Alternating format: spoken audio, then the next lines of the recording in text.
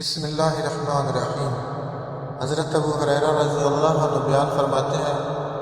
رسول اللہ صلی اللہ علیہ وسلم نے فرمایا، جمعہ کا دن دنوں کا سردار ہے، اسی میں آدم علیہ السلام کی تخلیق ہوئی،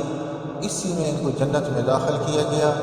اسی دن ان کو جنت سے نکالا گیا، اور قیامت بھی جمعہ کے دن قائم ہوگی۔ حضرت ابو موسیٰ اشعری رضی اللہ عنہ فرماتے ہیں، رسول اللہ صلی اللہ علیہ وسلم نے فرمایا، اللہ تعالیٰ قیامت کے دن دنوں کو شکلوں میں اٹھائے گا اور جمعہ کے دن کو ایک چمکدار سیارے کی طرح اٹھائے گا، جس کے سامنے دوسرے مانند پڑ جائیں گے، جیسا کہ دلہن اپنے شوہر کی طرح روانہ ہوتی ہے تو ان کے لیے روشنی کی جاتی ہے، اور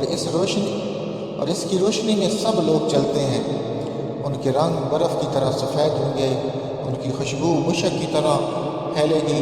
کافور کے پہاڑوں میں وہ چلیں گے، تمام جن و انس ان کی طرف دیکھیں گے، یہاں تک کہ جنت میں داخل ہو جائیں گے، ان کے ساتھ اور کوئی شریک نہیں ہوگا سوائے ان لوگوں کے جو ثواب کی نیت سے اذانیں دیتے رہے۔ حضرت سلیمان رضی اللہ عنہ فرماتے ہیں، مجھے رسول اللہ صلی اللہ علیہ وسلم نے ارشاد فرمایا، اے سلیمان، جمعہ کا دن کیا ہے؟ میں نے کہا، اللہ اور اس کے رسول بہتر جانتے ہیں۔ آپ صلی اللہ علیہ وسلم نے فرمایا، اے سلیمان، جمعہ کا دن وہ ہے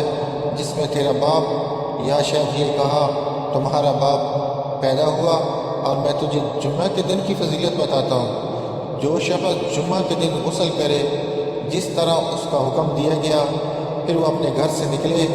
یہاں تک کہ جمعہ پڑھنے آئے تو بیٹھا رہے اور خاموش رہے یہاں تک کہ نماز مکمل ہو جائے، تو یہ عمل اس کے ان گناہوں کا کفارہ بن جائے گا جو اس نے گزشتہ جمعے سے اس جمعہ تک کیے۔